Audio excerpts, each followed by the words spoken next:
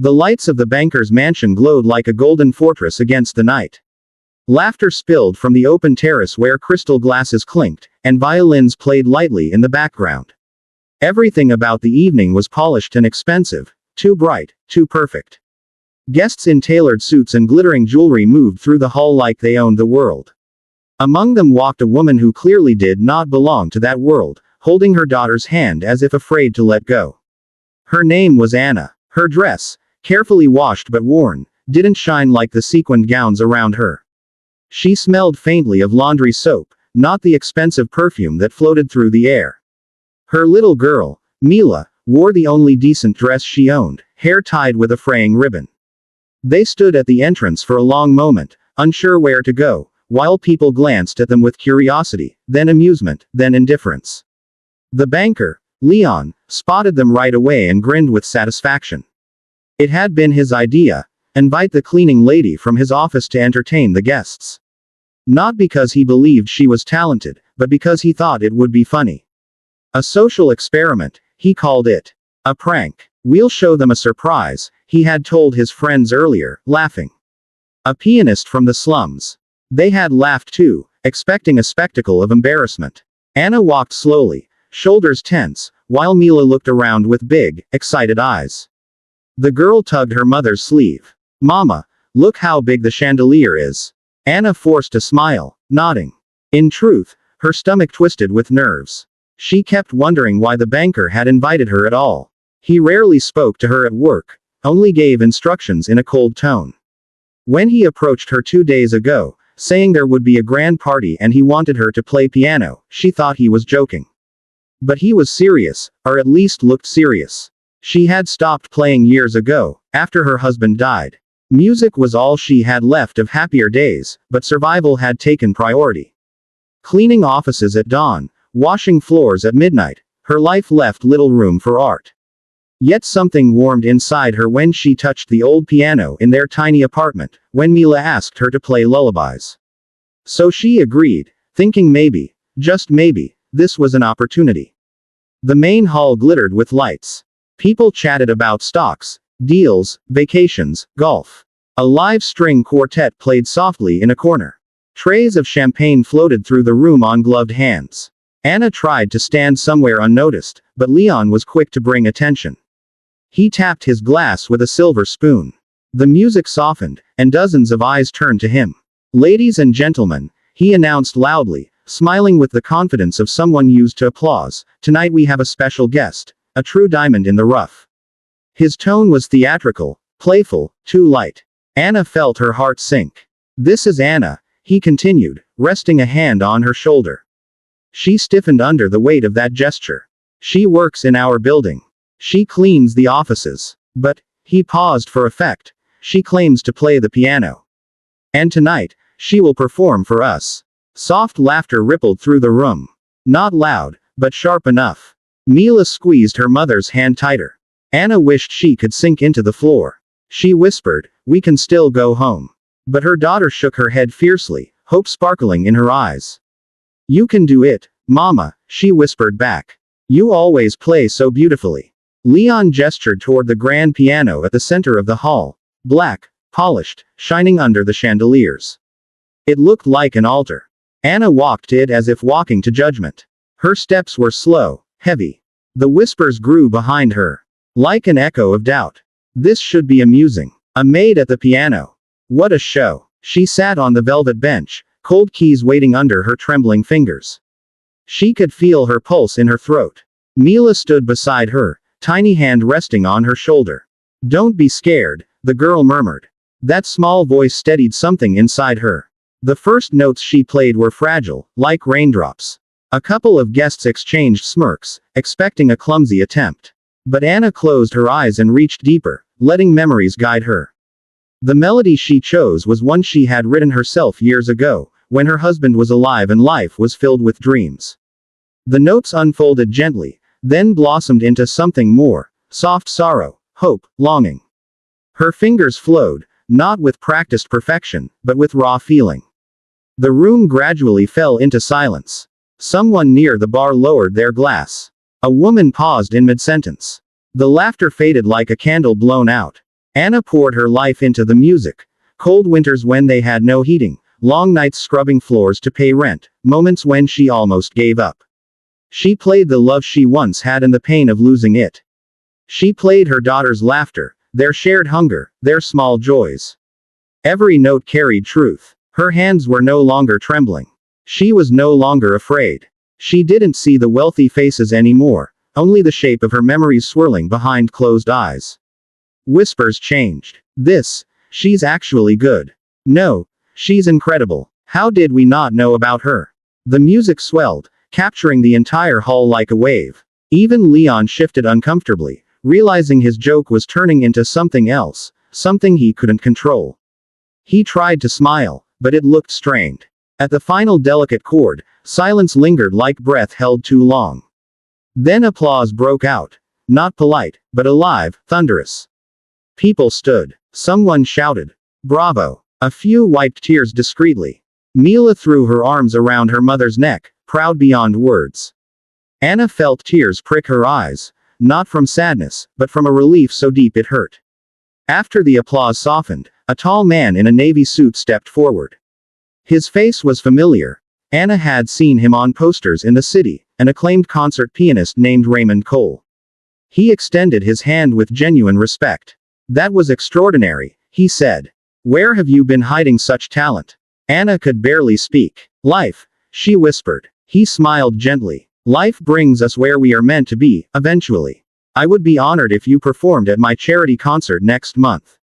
We could arrange rehearsals, of course. And compensation." Compensation. The word hit her like sunlight. Another guest, the owner of Woodbridge Music Academy, approached. A middle-aged woman with warm eyes and pearls at her neck. "We are always looking for passionate teachers," she said. "You clearly have the kind of soul music needs. If you are interested, we could discuss a position. Flexible hours. Good pay." Anna felt dizzy. Her hands shook again. Not from fear, but from possibility. Meanwhile, Leon stood alone near the bar, face pale beneath the chandelier's glow. Guests who previously laughed now avoided his eyes. One man clapped him on the back, half amused, half disapproving.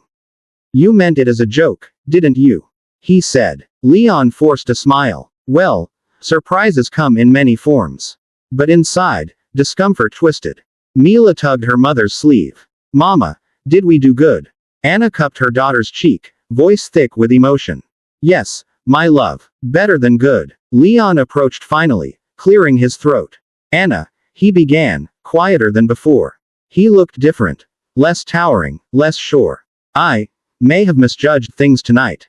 You were remarkable, truly." It wasn't quite an apology, but it was close. Anna nodded politely. She wasn't bitter. Life had taught her there was no use in holding poison. She simply said, "Thank you for inviting us." She and Mila stayed a while longer, speaking with people who suddenly looked at her with respect instead of condescension. She received phone numbers, offers, encouragement. A small miracle unfolding in a room of wealth that once seemed unreachable. When they finally stepped outside, the night felt different, softer, kinder.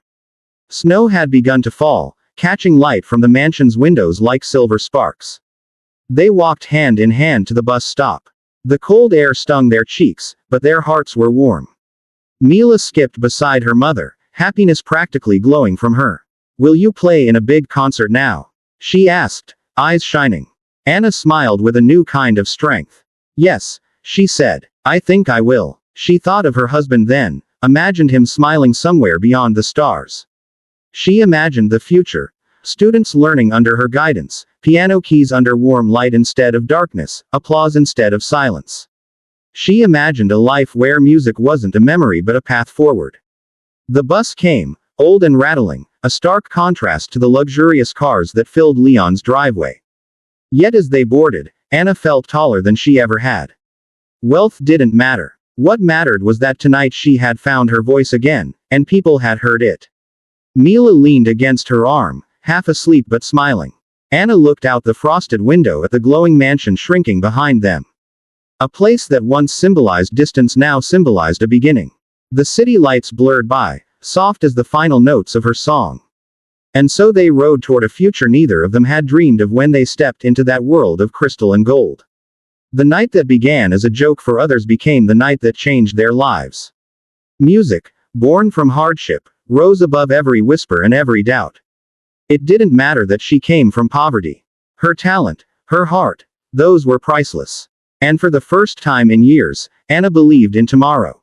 The banker's mansion looked like a palace dropped into the middle of the night. Icy December wind curled around its marble columns, but inside, warmth, music, and laughter shimmered like a dream. Cars pulled up one after another, sleek black sedans and low, polished sports cars, doors opening to reveal men in tuxedos and women wrapped in silver and satin. Camera flashes sparkled as guests posed beneath strings of winter lights. A band played somewhere inside, soft violins blending with the hum of conversation. It was a night built for luxury, for champagne, for people who never had to think about the price of bread. Anna stood at the bottom of the wide staircase with her daughter Mila, clutching her hand like a lifeline. Snowflakes clung to their coats, melting into damp spots. Mila stared upward in awe, at the chandelier spilling golden light through the doorway, at the marble lions flanking the entrance, at the tall doorman in a uniform that looked more expensive than anything Anna had ever worn. Anna felt suddenly small, painfully aware of her second-hand dress, of the patched shoes on her daughter's feet. She almost turned around. But Mila looked up at her with bright trusting eyes, and Anna forced herself to take a breath. The invitation still felt surreal. 2 days ago, Leon, the owner of the financial firm where she worked as a cleaner, had approached her while she was mopping the hallway. He was in a hurry, talking with coworkers about a lavish weekend party. Then he paused, looked at her, and said, as though struck by a sudden idea, "You used to play piano, didn't you?" "I've heard rumors." She blinked at him, unsure how he knew. Occasionally she hummed or tapped rhythm softly on the table during her break, nothing more. "Yes," she'd admitted quietly. Before life became different." He smiled, eyes gleaming with something she couldn't read. "Come to my party Saturday. Play something for the guests. A surprise performance." She hesitated, but Mila squeezed her arm, whispering, "Say yes, Mama." Something inside Anna, long dormant, stirred. So she agreed. Now, standing at the gateway to another world, she wondered if she'd made a mistake. Her heart hammered as they stepped forward. The doorman looked at her coat, her shoes, Mila's patched stockings, but when she handed him the invitation, he simply nodded and opened the door. Warm air washed over them like a wave. Inside, crystal lamps threw fractured rainbows onto polished floors. Conversations echoed through high ceilings. A grand staircase curved upward like a ribbon. People turned to look as Anna and Mila entered. Not with malice, not yet, just curiosity. But curiosity quickly sharpened. A woman in a sequined dress leaned toward her husband, whispering behind her gloved hand.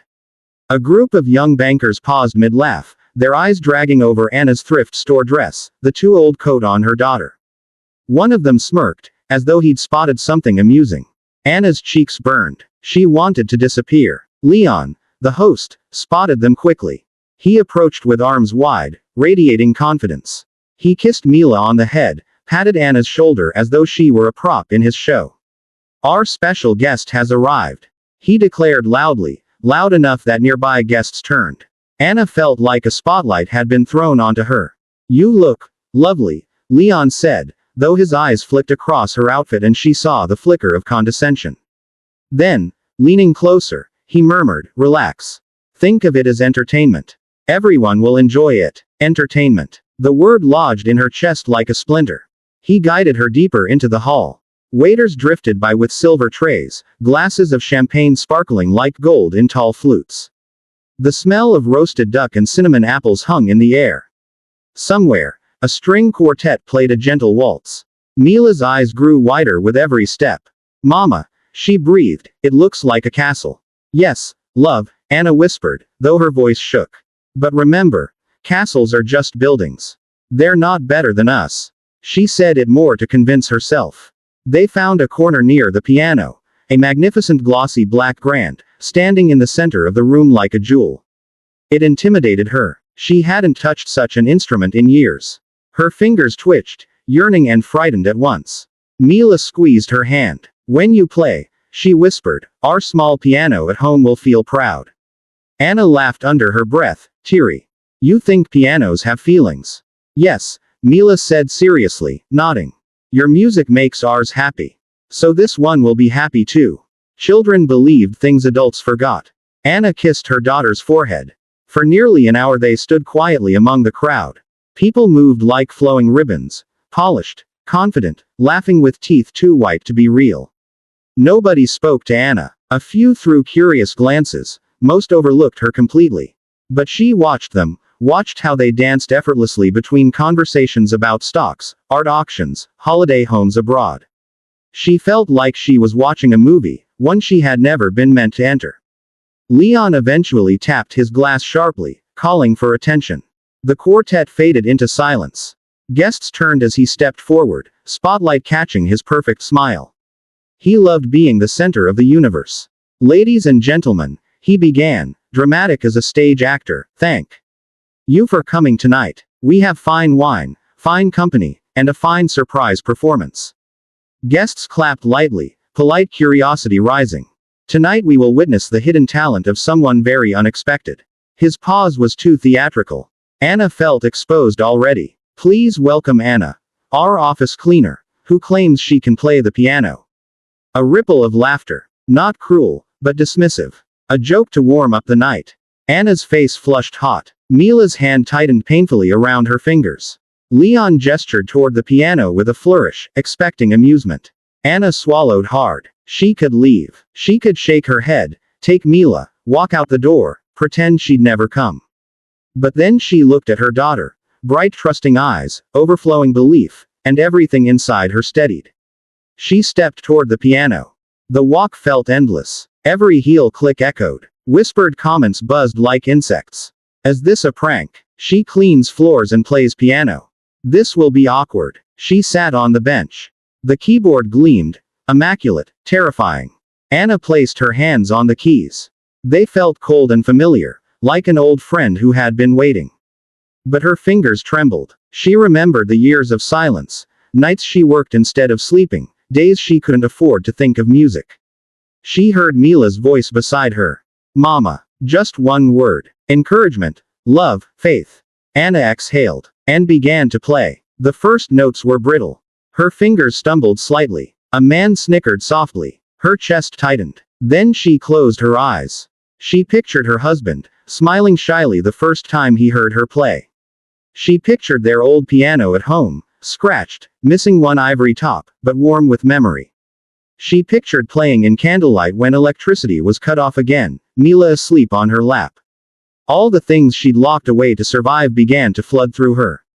Her hands steadied. The melody grew, richer, deeper, no longer a whisper but a voice.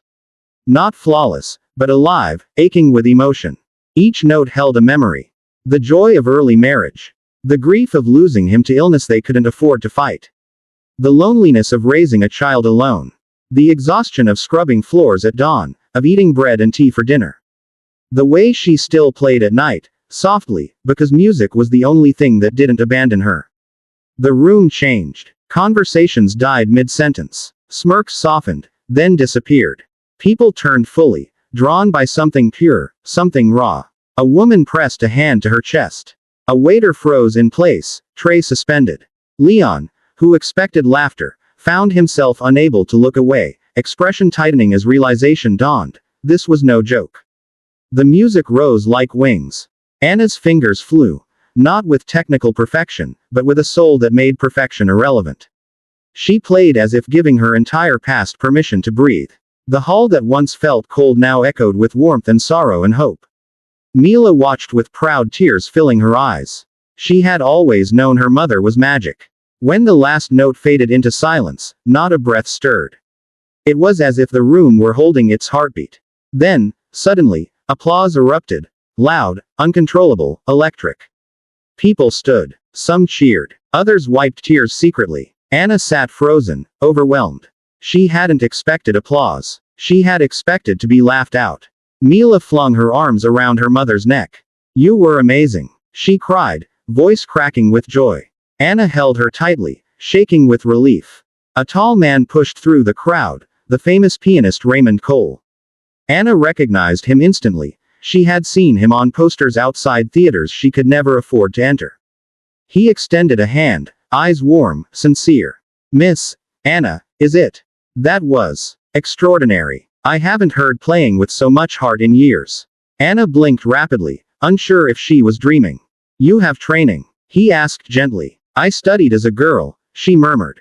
"At a conservatory. But I left when I married. Then, life changed." She didn't need to explain further. Raymond nodded, seeing everything in her eyes. "Life may have changed, but the music never left you. You must perform again. Properly. I'm organizing a charity concert in 3 weeks. Please, join us. I will arrange rehearsals. And pay, of course. Pay." A word she lived her life counting. Before she could answer, another woman approached, the principal of Woodbridge Music Academy, pearls glowing like moonlight against her dark dress. "We have been searching for a teacher with real passion," she said. "You have exactly that. Would you consider teaching piano? Part-time or full-time, whichever you prefer." Anna's breath hitched. A job. A future. Leon finally approached, voice strained. "Anna," he said, clearing his throat. "I apologize if the way I introduced you was, well, insensitive." His eyes couldn't fully meet hers. "You surprised us tonight. Truly." Anna studied him. She could have humiliated him in return. She could have said a lifetime of resentments. Instead, she simply nodded. "Thank you for inviting us.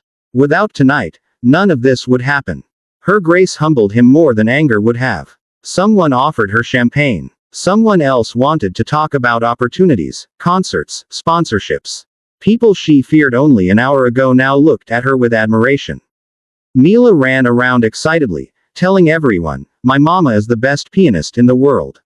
Soon fatigue settled in. Happy, surreal fatigue. Anna and Mila prepared to leave. Guests shook her hand, asked for her number, promised to keep in contact. Outside, snow drifted gently, soft as feathers. The mansion glowed behind them like a distant dream. They walked toward the bus stop. No limousine waited for them. No chauffeur. Just a mother and daughter stepping into the cold night with warm hearts. Mila looked up. "Mama, we're going to be okay now, right?" Anna wrapped her arm around her daughter. "Yes," she whispered. "We will be okay." As the bus rumbled toward the city, Anna leaned her head against the foggy window.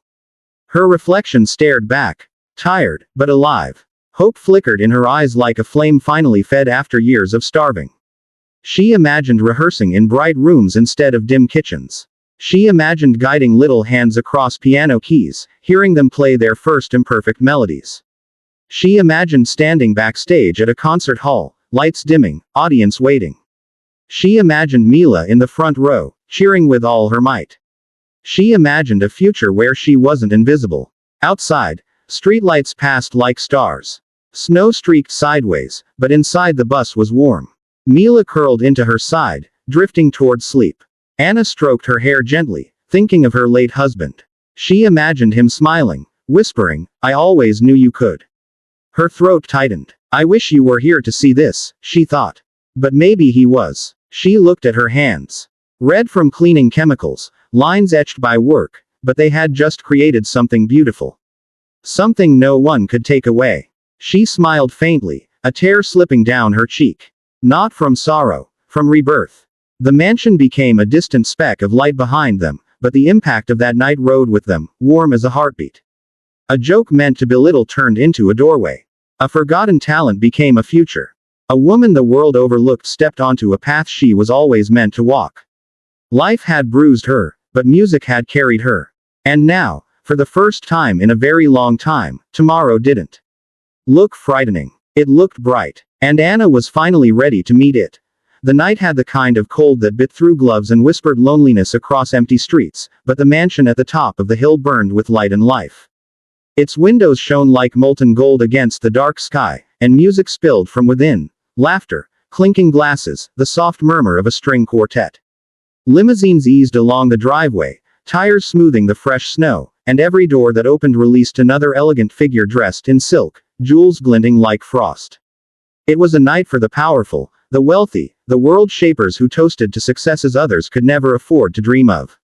Anna stood at the bottom of the grand steps, wrapped in an old coat that barely kept the wind from her bones.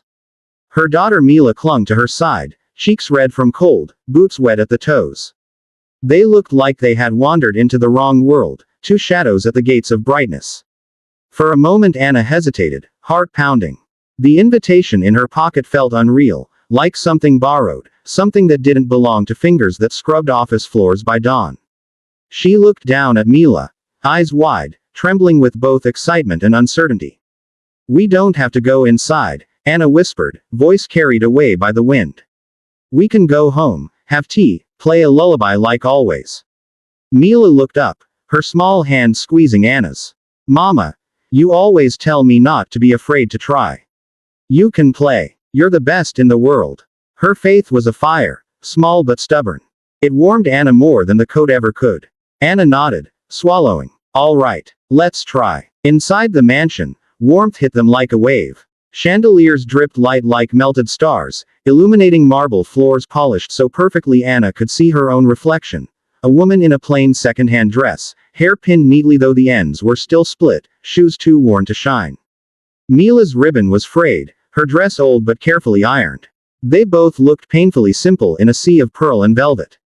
People noticed. Eyes slid toward them, curious, amused, some puzzled. A woman with diamonds at her throat glanced them up and down, lips twitching in a polite, puzzled smile as she continued her conversation about overseas villas. A group of young businessmen paused mid-story, each glance carrying silent questions. Who is she? Why is she here? The scent of perfume and champagne made Anna dizzy. She wanted to sink through the floor. Then Leon appeared. Tall, perfectly groomed, his smile the kind that came from knowing his place in the world was always at the top. He spread his arms as if welcoming old friends. "Anna, and this must be your little girl." He bent to Mila's height with theatrical charm. "You look adorable tonight." Mila smiled shyly. Anna murmured a thank you, though his tone didn't feel warm. It felt like amusement dressed as kindness. He clapped his hands sharply. Come, I have a surprise planned for later. You'll be the highlight." Guests nearby raised brows. A highlight? Spoken like a punchline waiting for laughter. He guided them through the hall. Anna's stomach twisted tighter with every step. She'd worked in Leon's offices for years, mopping hallways he walked across without noticing her, cleaning coffee stains from desks where deals worth more than her annual salary were made. When he heard she used to play piano, she never understood how. Maybe someone overheard her humming during late shifts. Maybe he thought it was funny. Maybe tonight was meant to be a spectacle, not a concert. For nearly an hour, they stood quietly near the edge of the room. Waiters floated past offering champagne, caviar, truffles, things Anna had only seen in magazines. She accepted none, unsure if she was allowed to. Mila stared, fascinated, a child in a dream. Anna watched her daughter's wonder with a mix of love and fear. She didn't want the world to feed her hope only to rip it away.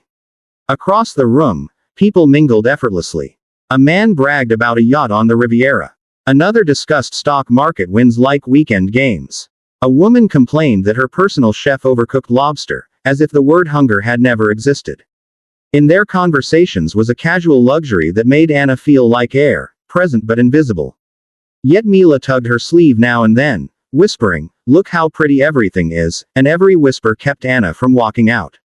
The grand piano sat in the center like a beast asleep in velvet shadows, black, polished, majestic. It frightened her. Once, long ago, she had dreamed of concert stages, of applause, of light catching her hands as they danced over keys. Then life changed. After her husband died, music became something she played quietly at night so Mila wouldn't feel the emptiness. Their piano was chipped, one pedal stuck, but it still held memories, laughter, lullabies, grief. Leon's voice suddenly cut through the music of the quartet. He tapped his crystal glass. "Ladies and gentlemen," he announced, tone bright, "may I have your attention?" The musicians silenced their bows. Conversations dimmed. Light pooled over him like he was the sun itself. He lived for this. "Tonight, I promised you entertainment," he said, grin widening. "And I found us something unexpected. Our office cleaner claims she can play piano. Can you believe that?" Soft laughter rippled. Anna felt her face burn. Mila pressed closer. Leon continued, "Let us enjoy a bit of hidden talent." That pause, mocking, playful, stabbed her. He gestured grandly. Anna, please. The stage is yours. More laughter. Gentle but sharp. Anna froze. Every instinct screamed to run. She imagined sitting at the piano, fingers shaking, wrong notes echoing under chandeliers. They would laugh harder. She would become dinner party gossip. She could already hear it. Remember when the cleaning lady played? What a scene. She turned to Mila, heartbreaking. We can leave, Anna whispered, voice cracking. We don't have to do this. I don't want them to laugh at you because of me. Mila looked up, eyes shining, not with embarrassment but with unwavering belief.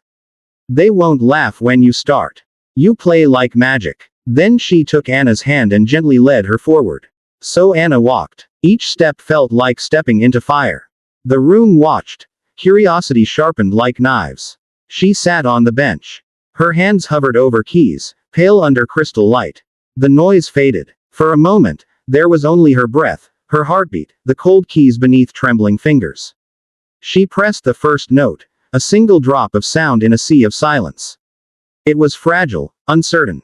Someone snickered softly. Her fingers flinched. A voice, memory, rose inside her. Her husband's laugh, warm and low. Play like it's just us, he used to whisper. Like the world disappears. She closed her eyes. Let everything fall away. Her hands found the second note, then the third, linking into a melody she wrote years ago when life was gentle. The music wove like thread, thin but growing stronger. She felt Mila's small hand on her back. Breath steadied. Fingers moved. The melody blossomed. It was like watching a frozen river crack and rush free. Her notes became sunlight breaking through clouds, sorrow dissolving into something fierce. The room changed. Laughter faded. The smirks softened, then vanished. People stood still, glasses suspended, eyes fixed on her like she had become the only brightness in the room. Anna's tears threatened but she didn't stop. She played love, young and bright. She played loss, sharp and cold. She played nights she cried with no money for rent, mornings she scrubbed floors until her fingers bled. She played lullabies that kept Mila safe when they had nothing else. Her pain turned into beauty. Her memories turned into sound. Not perfect, but true. The final note hung like a prayer. Silence. Not mocking. Breathless. Then applause crashed like thunder. People stood. Some shouted. A woman wiped her eyes openly. A man stared as if seeing music for the first time. Mila jumped, laughing, arms wrapped around Anna's neck. You did it, she cried. You were magic. Anna couldn't speak. Her heart felt too full, ready to burst. Raymond Cole, famous pianist, idol of thousands, stepped forward, shock replaced by admiration. You, he said softly, play like your soul lives in your fingers. He took her hand gently. I'm directing a charity concert. Perform with us. You belong on stage, not behind cleaning carts. Anna blinked tears. I haven't been on a stage in years. He smiled. Then it's time you return. Talent like yours shouldn't be hidden. Before she could respond, another voice joined, the principal of Woodbridge Academy. We need teachers who play with heart, she said. Would you consider working with us? We can arrange a schedule. We will help you train again if needed. You have a gift. A gift. A word she thought she lost long ago. Leon approached slowly, looking smaller than before. His voice was quieter. Anna, he murmured, I didn't expect. Well, you were incredible. I'm sorry if his words tangled. Apology tasted strange in his mouth. Anna nodded gently. It's all right. Sometimes people only believe after they listen. And he did listen. Really listen, for the first time. Cheers continued, people surrounding, asking questions, offering contacts, praising Mila's polite bows. For the first time in years, Anna felt seen, not as a cleaner, but as a woman of worth. Hours later she and Mila walked into the night.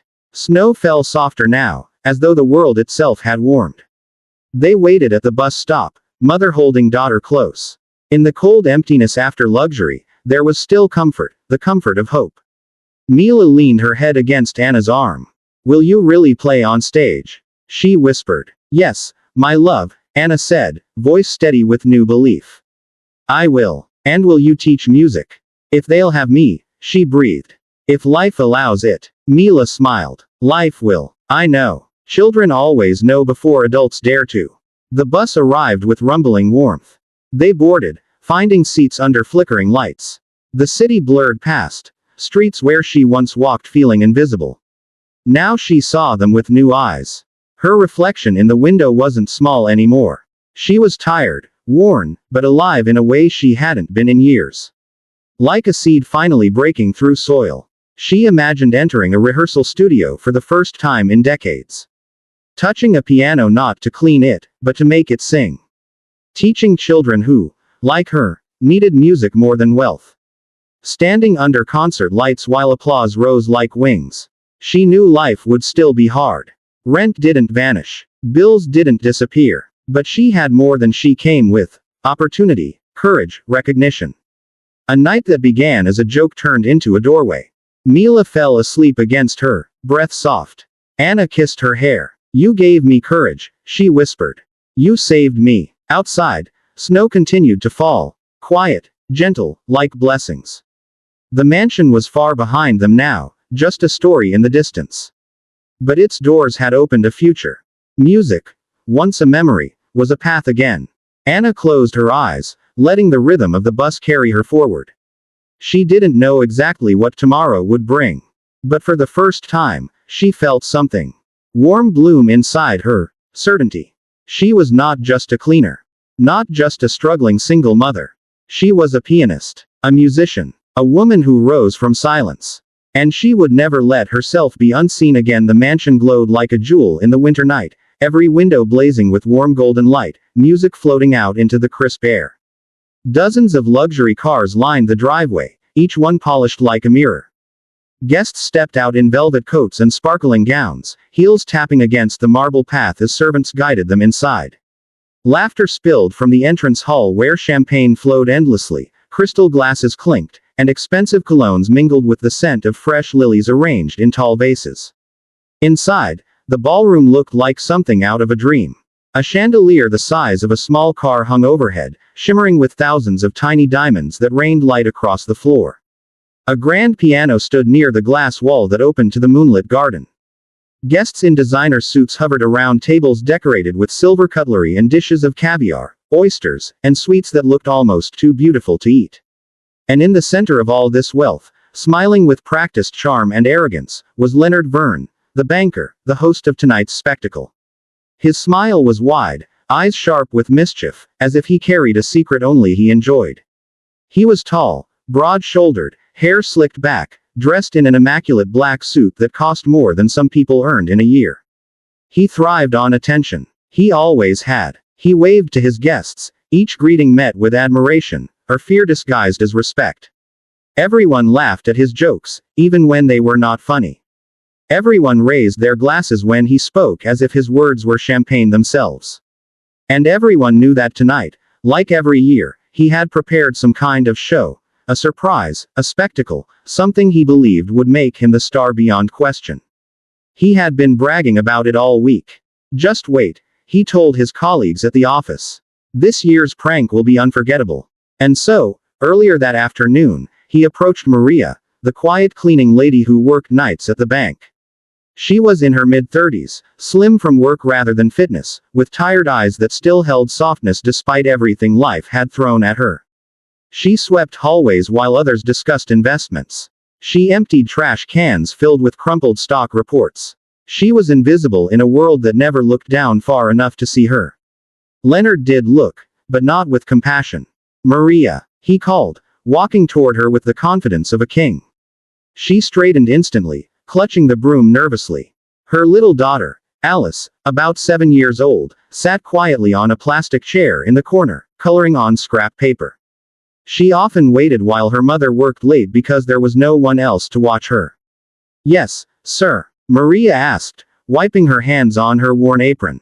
"Do you play music?" he asked suddenly. She blinked, surprised. "A little, sir. Piano. I learned when I was younger." Before, she paused, words slipping away like something painful. Leonard didn't care for the details. All he heard was an opportunity. "Wonderful," he declared, as if granting a favor. "I'm hosting a party tonight. Very important guests. I want you to come. Bring your daughter." Maria stared at him, unsure if she heard correctly. Me. But I have nothing to wear. And I am working tonight. I'll arrange it, he said dismissively. You'll be the surprise performer. Imagine a cleaning lady turning into a star for one night. He laughed to himself. It wasn't admiration in his tone. It was mockery disguised as generosity. Maria hesitated. She felt exposed, confused, but there was a spark of hope, a chance to play again, to show Alice a world different from their rented room with peeling wallpaper. If you think it is okay. Excellent. Leonard clapped once, not waiting for further thought. Be there at 8. Don't be late. And bring whatever music you have. Now, as guests mingled in the ballroom, Maria stood at the entrance, heart pounding hard enough to silence everything else. She wore her best dress, a simple blue one she kept folded in a box for church or rare celebrations. It looked modest compared to the glittering gowns around her. Alice held her mother's hand tightly, wearing a white dress Maria had altered from an old one she found at a thrift shop. The child's hair was brushed neatly, tied with a pale ribbon. Everything about them looked out of place, like two delicate threads woven into a tapestry made of gold. A servant at the door looked at their invitation doubtfully but let them in. As they stepped into the ballroom, conversations quieted for a second, then resumed, but with glances thrown their way. Some curious, some amused. Women raised their eyebrows. Men smirked. A group near the bar whispered behind champagne glasses. Leonard spotted them immediately. Ah, our special guests have arrived. He announced loudly, making sure everyone heard. He walked to them with theatrical enthusiasm, taking Maria's hand in exaggerated courtesy. Ladies and gentlemen, tonight we have a real treat. A prodigy. Hidden talent from the most unexpected place. A ripple of laughter followed, polite yet sharp. Maria smiled weakly, trying to pretend she didn't understand the mockery. Alice stared around with wonder, eyes wide at the lights, the glitter, the towering sweet table sparkling with chocolates and fruit she had only seen in pictures. She tugged her mother's sleeve. Mama, is this a palace? Maria squeezed her hand gently. Maybe. For some people. Leonard guided them toward the piano. Make yourself comfortable. We'll introduce you soon. Enjoy the party. He left with a smirk, disappearing into the crowd that welcomed him like royalty. Maria stood near the piano, unsure where to go or what to do. She felt every gaze like a needle. A woman in a silver dress, dripping with diamonds, approached with exaggerated politeness. So, you are the pianist tonight. Maria nodded, nerves tightening her throat. How lovely, the woman said, though her tone suggested the opposite. Tell me, did you learn in a conservatory? No, Maria replied quietly. My neighbor taught me. She had an old piano. I practiced when my parents were working double shifts. Oh, the woman's smile stretched, thin and brittle. She walked away quickly, whispering something to her friends that made them giggle. Maria looked at the piano.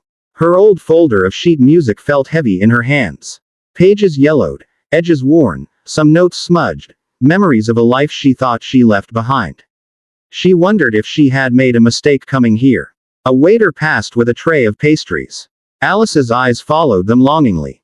Maria swallowed. They couldn't afford such food usually. Would you like one? The waiter asked kindly, noticing the child. Maria hesitated, embarrassed, but Alice's gentle nod broke her resistance. Yes, thank you, Maria whispered.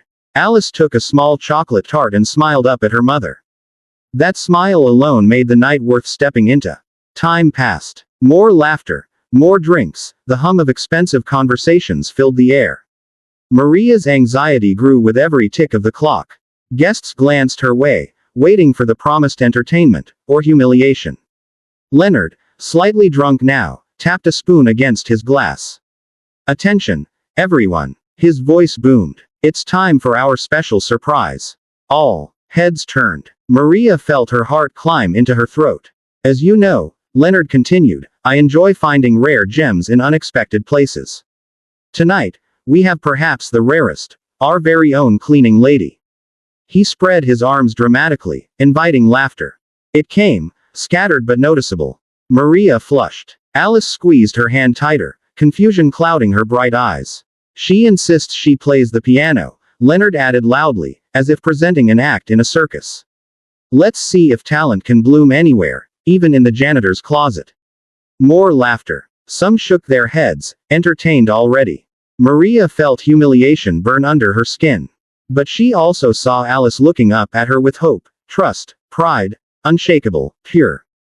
In those eyes, Maria saw everything she fought for. All the nights she stayed awake sewing clothes, all the double shifts, all the prayers whispered into darkness that someday life would get better for her child.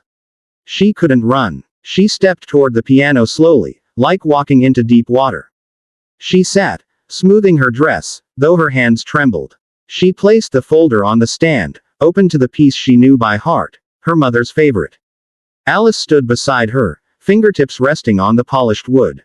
The room was expectant, silent, but not kindly, more like a crowd waiting for a fall. Maria took a breath. Another. Then her fingers touched the keys. The first notes were soft, fragile like thin glass. A few guests exchanged glances, unimpressed. Someone whispered, "I knew it."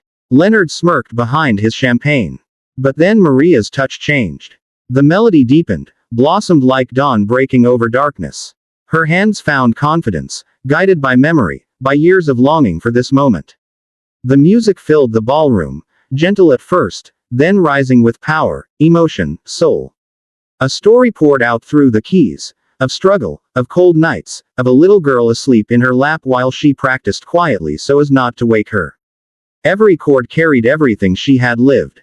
Voices died. People turned fully to listen. The arrogance melted from their faces. Some stepped closer, drawn like moths to flame. The silver-dressed woman stood still, mouth parted slightly.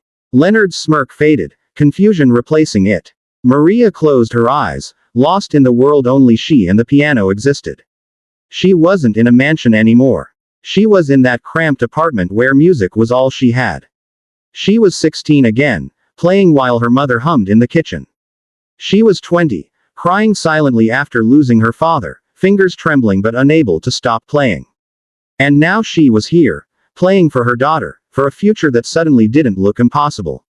The piece reached its peak, passionate, thunderous. Not a single whisper remained.